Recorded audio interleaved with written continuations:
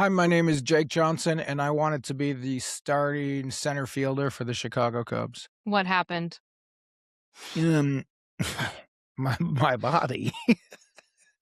I was pretty good at sports through middle school. I was taking it pretty seriously, and then a lot of kids started going through puberty around 12 or 13, and I That'll did do it. not.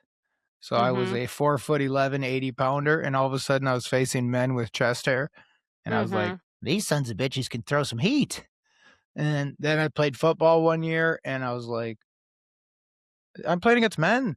And Yeah. then that transition into high school, all of a sudden I started meeting, theater a little bit more, and I was like, "This makes sense."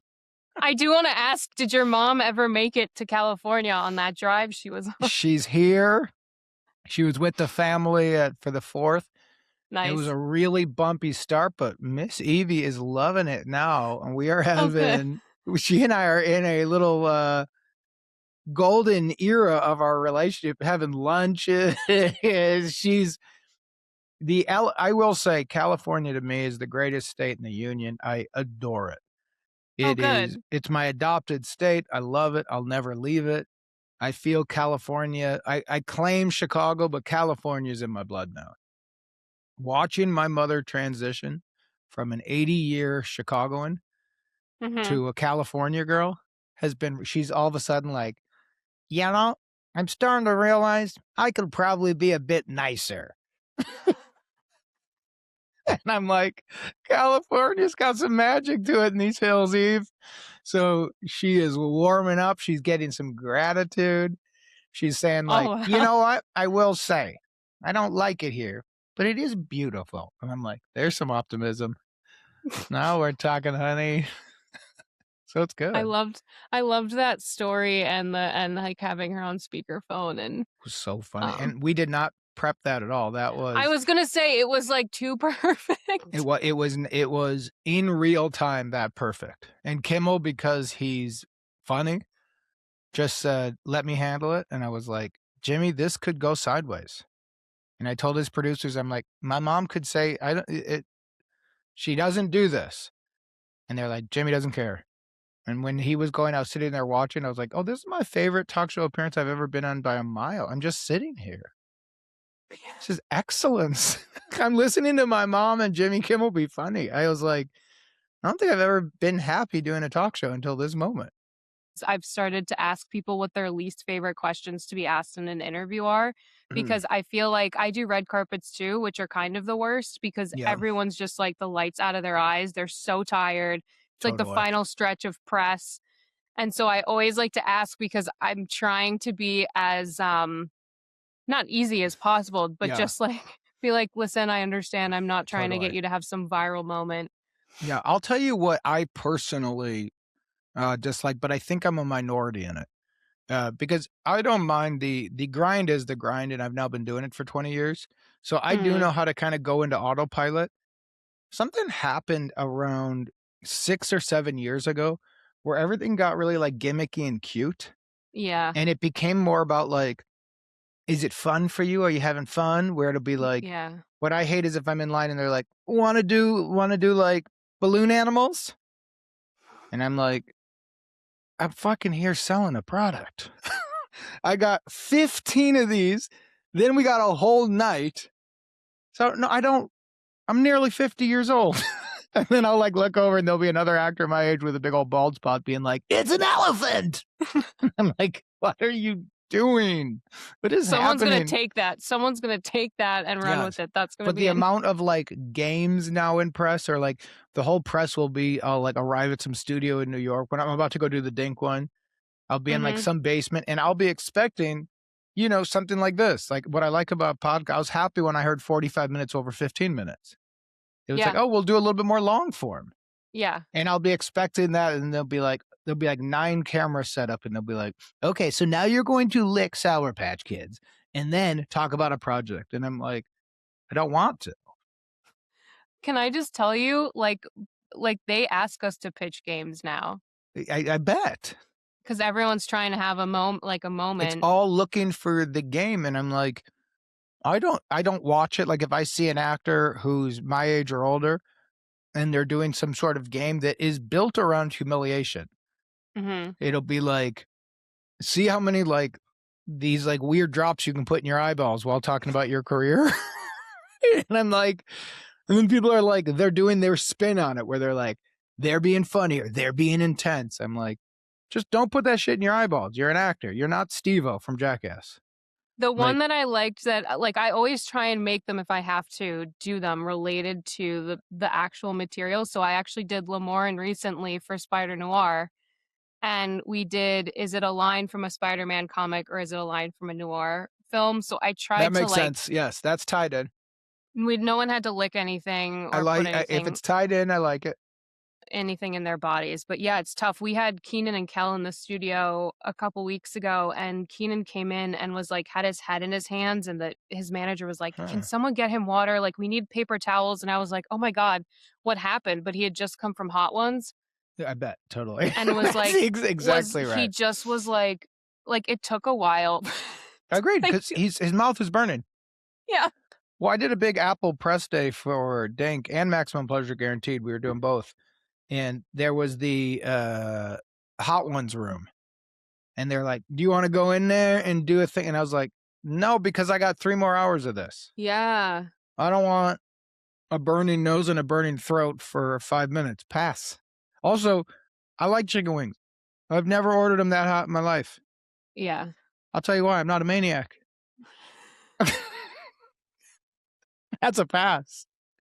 When I did the movie Tag, John Hamm and Ed Helms created a thing because it was such an ensemble. So many ideas would be pitched to everybody. It was like, would you guys try this in a scene?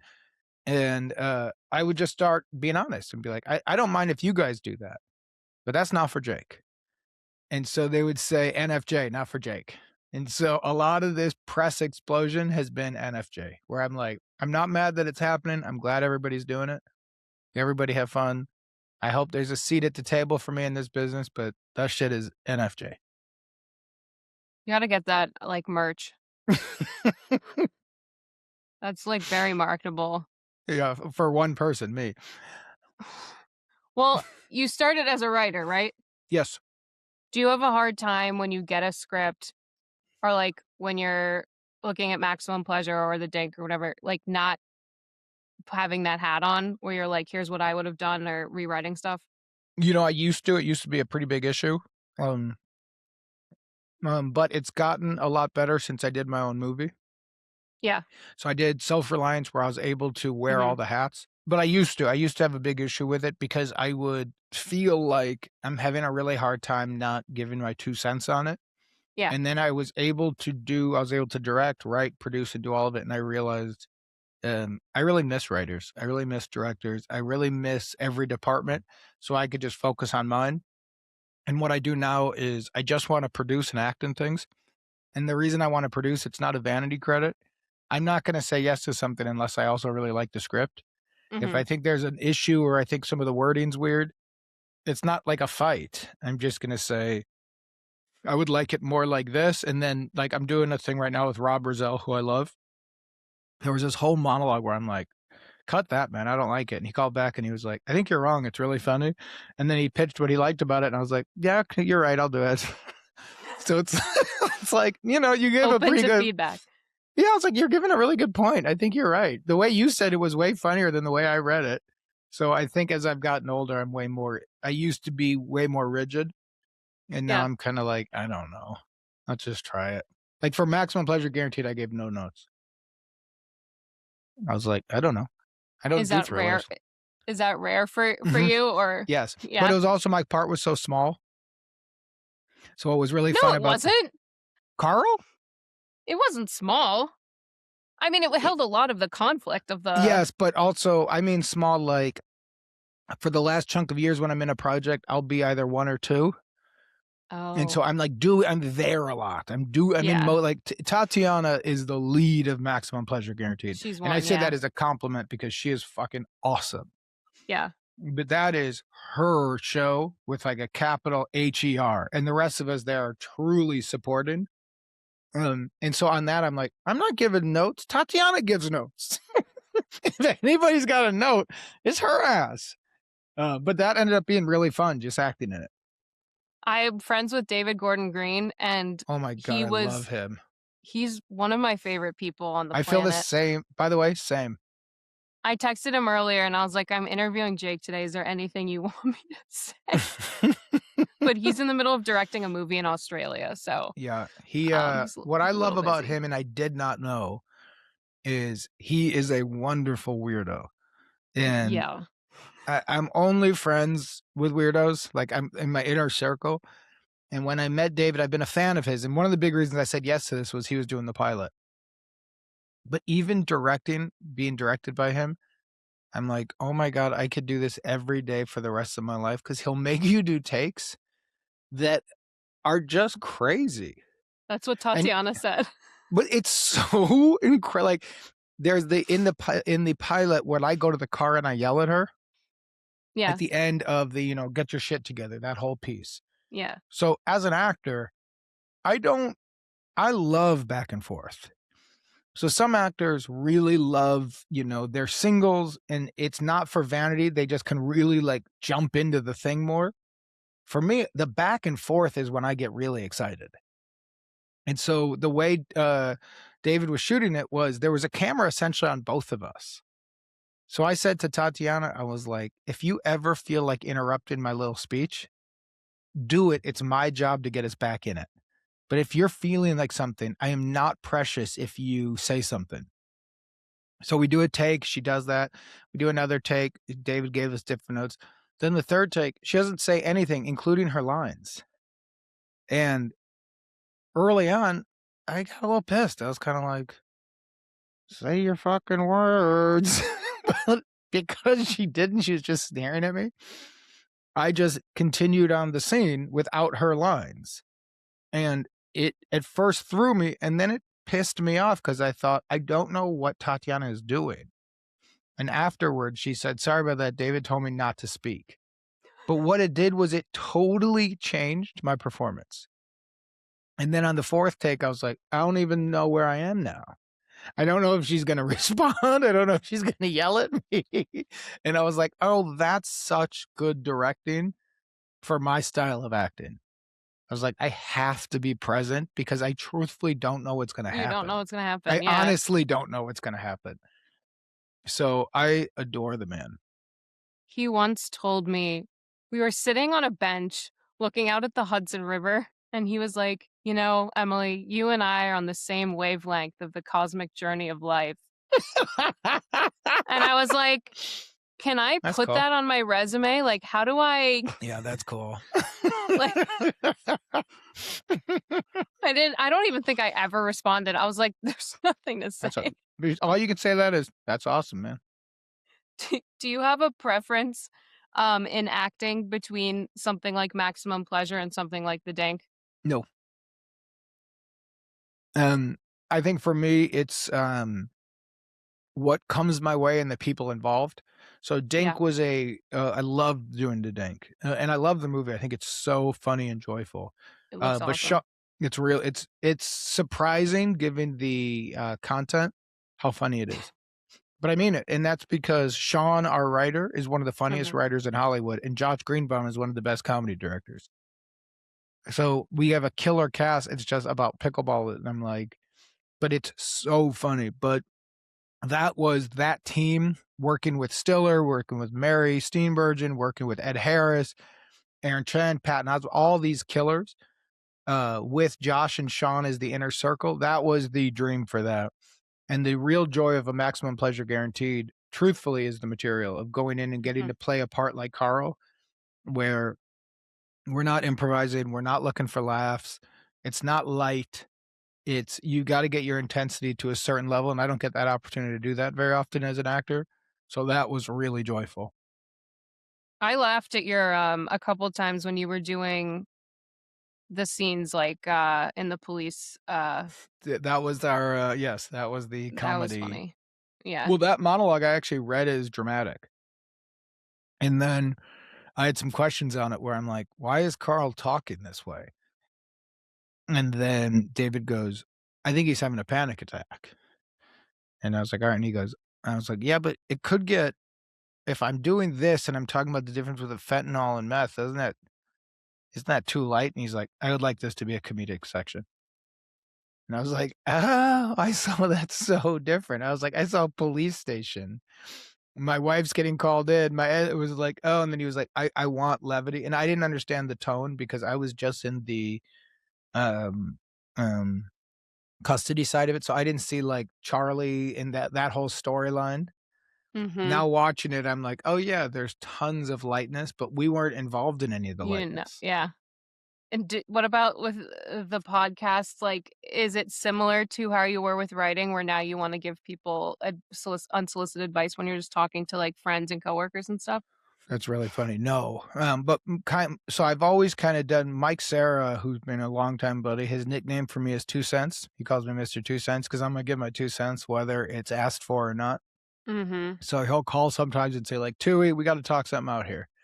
And so the podcast is essentially for me, and what I like the premise of it is when you want that advice and you go to a bar or you're with the friends who you know are either too stoned or too drunk or too weird, or like a David Gordon Green. That you're like, Yeah. if you have a problem and you're gonna be sitting on the park bench and David's like, "I'm in town, wanna hang," and you go, "Oh, I know exactly who to talk to about this." And you go like, "David, here's the thing. I've got 2 frogs, but they're not getting along with each other. And I've tried everything, and I'm gonna have to get rid of one or keep them in separate cages. What do you think?" And I want that other person to take the issue really seriously and go like, "Well, this Yeah. is a fucking pickle," and then give everything they can to fix it. And that is the premise of We're Here to Help. And we've now done over like 300 episodes, and I couldn't be having more fun doing that, meeting all these random people from around the world, hearing their issues, being able to ask them personal questions, following up with them. I'm like, "Give me a break. What a fun podcast." I wouldn't wanna be on it asking for help, I'd wanna be one of the guest, like, people Yes, giving totally. advice. That's way better. I mean, I'm sure that's what the listener's doing Yes, anyway, is thinking of what they would say. I just listened to the exactly one right. about the BO, and Oh, right, the Lamorne one. yeah. Lamorne is so unthinkably funny these days. He's been in a hot stretch for the last couple of years where I'm like, "This fucking maniac is killing it right What do now." you think? What do you think, sparked that? I have What no I mean, I've always loved him. Um, from the beginning of New Girl, that Yeah. first season, he and I when the show started off, it was all Zoe, and then the writers fell in love with Max. So Lamorne and I were on just Max and Zoe's show, and we knew it. We'd be in scenes together, and it would be just the 2 of us, like episode 4, and we'd both be like, "This is when everybody fast forwards." It's like, if one of them ain't here, no one's watching. And then we both just started finding our groove on camera, but off camera, we were always doing all the same jokes. So I had always seen how funny Lamorne is. And so once he started getting the writing to match it, it's been just a blast watching him kind of explode. And lately, I think what's getting really funny, a lot of actors try to be a little bit different on camera and they Mhm. want their public persona to be perceived a certain way. And they care about this quote unquote audience or what the internet thinks of them, which is all just madness. And what's really fun about Lamorne, and I think we're similar on this, is that it's who cares? Like, you hope people enjoy it. If they don't, they can watch something else. You hope people like you, I guess, but you don't know them. But when Lamorne will like come on the podcast, he's not worried about anything besides trying to be funny. And he is. I think his performance on We're Here to Help is some of the funniest stuff I've seen him do. He makes me laugh in a way that's uncontrollable. I'm not kidding. Like It he was a does good one. listen to all his, like, just go through if you don't know We're Here to Help and you wanna check it out, just start with Lamorne's episodes. He's probably done, like, 10 by now. Just look I've for seen his a name and couple go of check him out. his. Yeah, it's and then, of course, Shocking. everyone's so thrilled that he's on, when they call Yes. in and you tell them. Totally. But I do have to say, like, a lot of the people that I know that like New Girl, you're their favorite character. They Oh, weren't that's fast nice. forwarding. What do you think I it think it is took about you that people like so much? Well, I think I'm an acquired taste. I don't think it's everybody likes me. The not for Okay. Jake, uh, I think works both ways. When I was growing up, if I was like at a bar, half the times I have a group of friends, half the time some random guy's trying to fight me. And the Oh, guy who would be trying to fight me, I'd be like, I honestly, I wasn't even talking to you. I don't know you. I don't care. So I am not, I don't believe I'm one of those guys that everyone just goes like, he's everybody's, whatever. I'm not that level. I never will be, but I do think I'm a slightly acquired taste. But if you like the taste, then most people continue to like it. what Like do I have they the wanna same fight you friends about? forever. Who knows? I had a guy once try to fight me in a bar because he said I shouldn't be wearing a hat inside and that my beard was weird. And I was like, That okay. can be upsetting. I was like, I get you're mad. I think you're just mad at me, but I don't Was want to your fight hat you. was your No, hat backwards? Because then it might have no, been my grandfather. no, I was a cool guy wearing like a winter hat inside. It was Chicago. It was like a beanie. But even still, I was like, It it's a seems little appropriate. cold. Yeah. I was also like, Yeah, it looks cool. Chicago stuff. Yes. What's one part about being a consistently working actor that you didn't expect? I didn't expect to be a consistently working actor. Well, there's that. Yeah. Um, but I feel I love to work. I love to be busy. If I'm not working, I'm doing something weird like building something in my backyard or getting really involved in a project. And so, what work does for me is the part of my brain that never stops. It allows it to stay busy. And so, that's healthier for me than not having work because, the beginning of like, I am a gambler. There's things I will be doing that are less beneficial, but I'm not a just sit around guy. Yeah. So What was the I'm last thing not you a built? what is the last thing I built? Well, I'm having a batting cage built right now. Nice. Yeah, just for like fucking weirdness. No, that's very Chicago of you. Agree. I agree, actually. It is Chicago and New Jersey, actually. Let me ask you a question about those nails as a father of 12-year-old girls. Are those Gel X, natural, or press-ons? These are press-ons. Are you kidding? Why are you I'll kidding? wear Because I couldn't take my contacts out.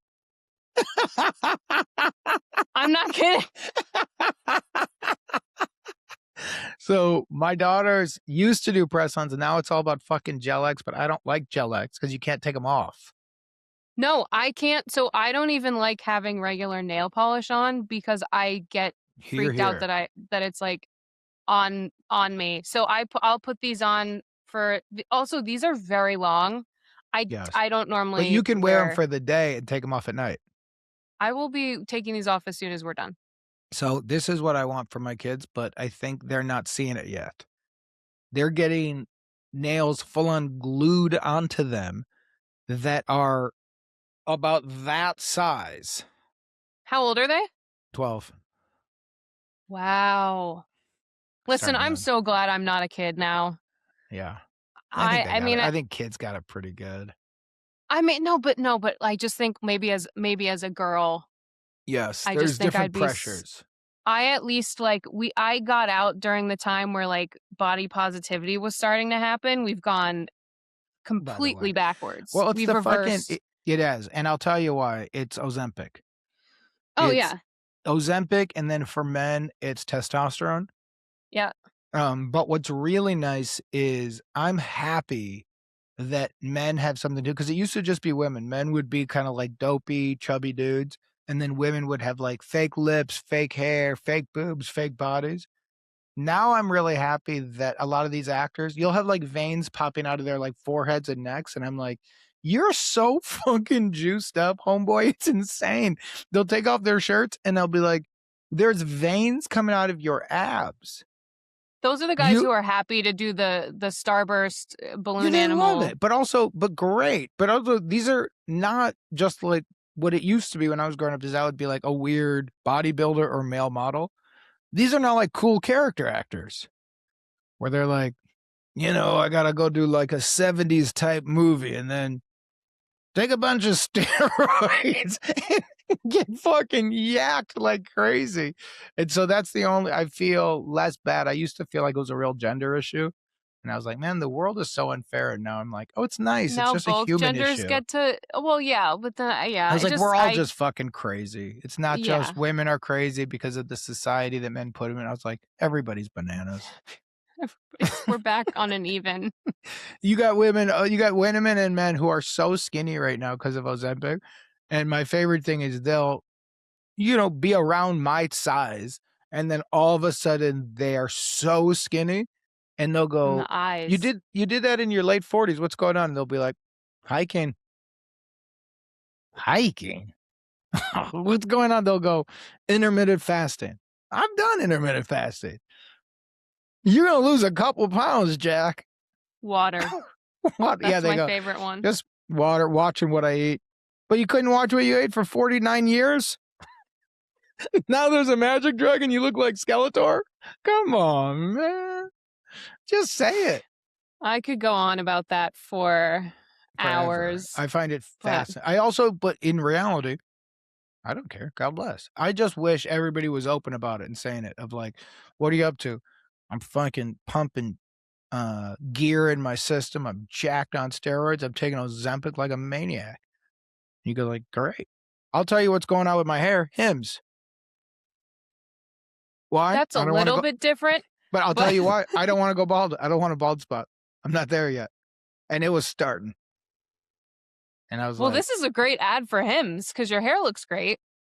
false. It's a wig. Yeah, you know what? I should Which have known. it's a toupee.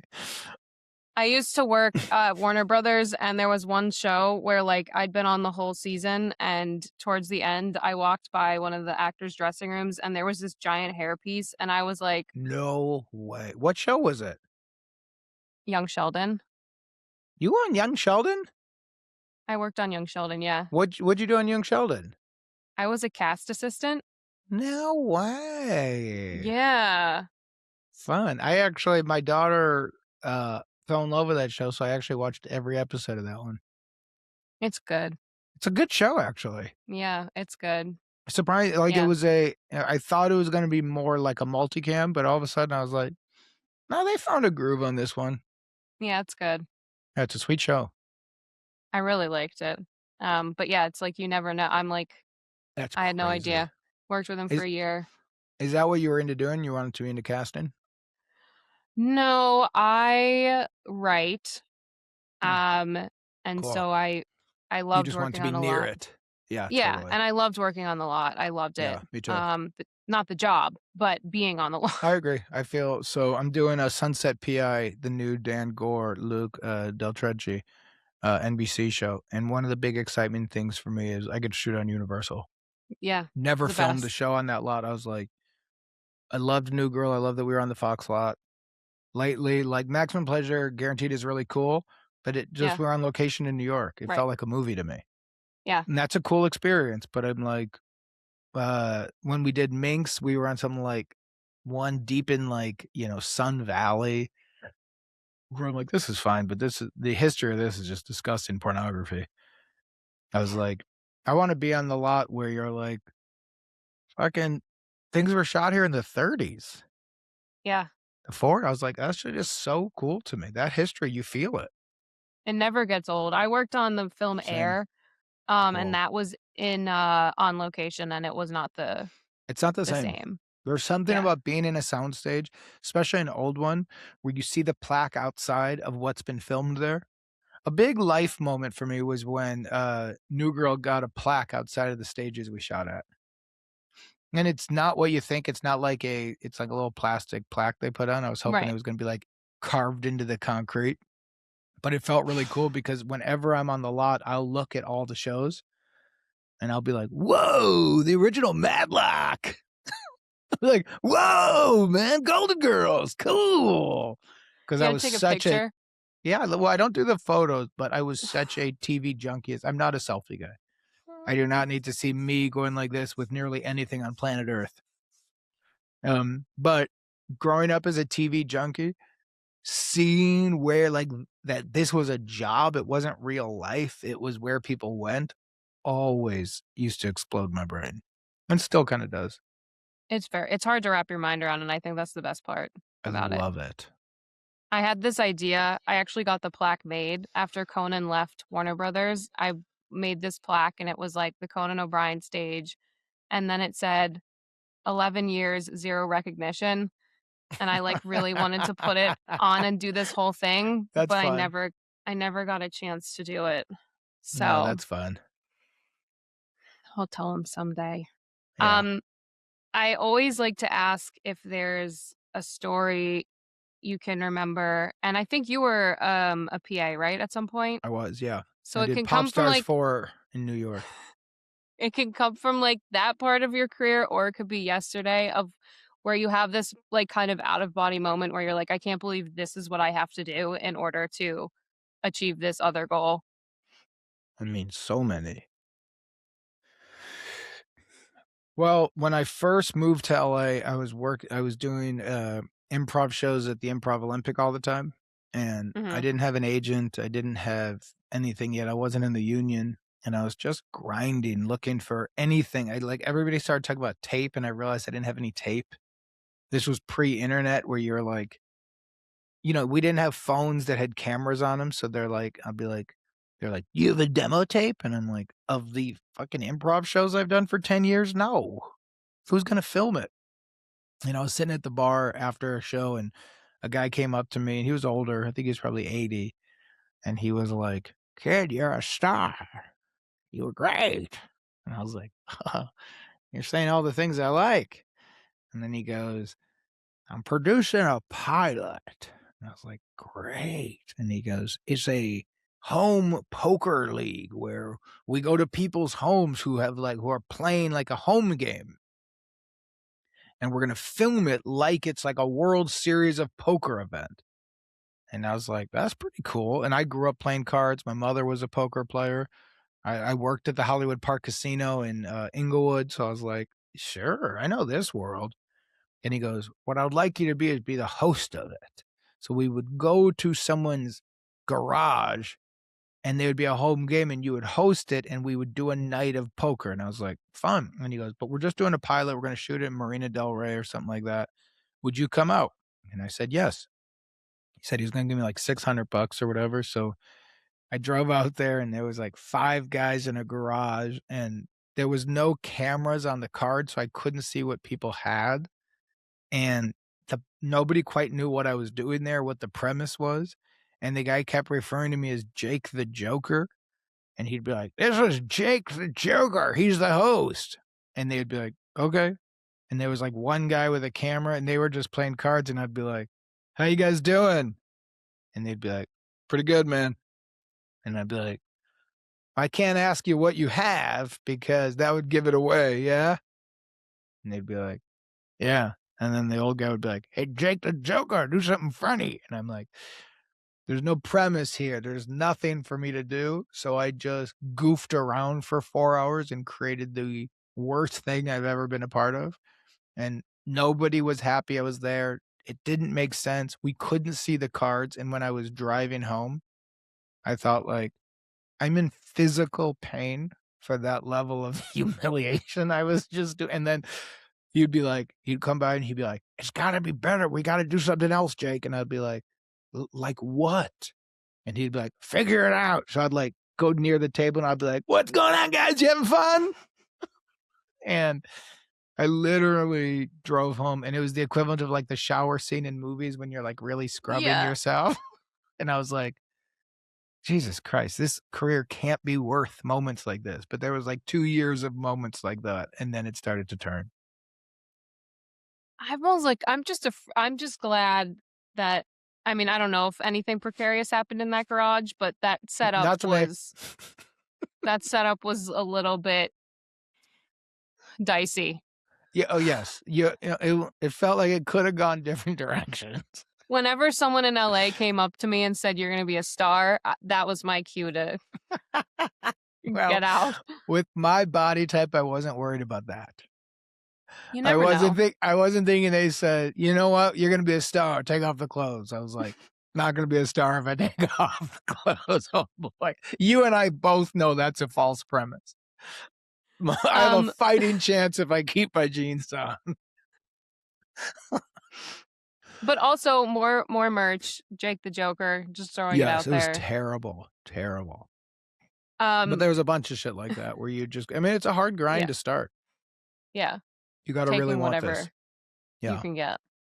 Um, when you hear the phrase "making it," like yeah. I've made it or he's made it, what does that mean to you? I don't think it exists. I don't think there is a making it. I think it's, my father, before he died, ran a car dealership, and when he and I got really close to each other, we would have talks, and he would say, looking back and then he ended up selling it, and he made money on the real estate, so therefore, like, he won, even though there was years where the dealership was doing bad, but because the real estate was good at the end, blah, blah, blah. He goes, as an older guy, and he had Parkinson's as he was dying, and when you've got Parkinson's, your world gets really small. Mhm. He goes, "When I look back at my life," he goes, uh, "the biggest joy was when I was, like, in the early days of the business building it." And he was like, "And I was really chasing this goal, and it meant the world to me for it to work."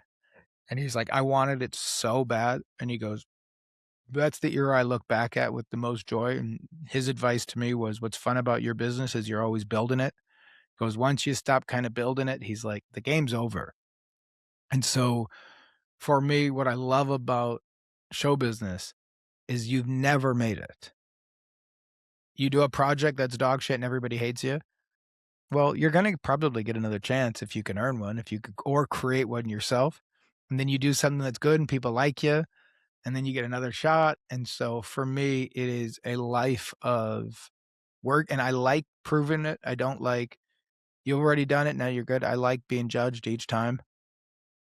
I like, I hated the feeling, but I didn't feel like I landed the plane with my movie, Self-Reliance. I didn't think the ending was what I wanted it to be, and I didn't have the skill set to do it, and when I knew I didn't fully land it the way I wanted to, it really hurt, and I had to, like, sit with that and be like, "Alright, now I need to make an adjustment," and the adjustment that I'm going to make is stop trying to also write and direct these projects. Just act in them. So now I'm in a phase of my career where I'm, like, giving up the reins, and I'm producing, so, like, I'll give my notes, but, like, trusting others to do the different jobs, and I'm gonna do this phase for a while, and then I'm gonna get kicked in the gut at some point, and then I'm gonna make Mhm. another pivot and spend 5 years doing that, and that to me is the real joy, that you're constantly trying to make it. If your career was a book and you had to give, this moment a chapter title, what would it be?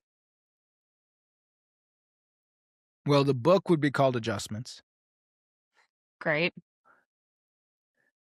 and this one would be, um, giving up the reins and trusting the process.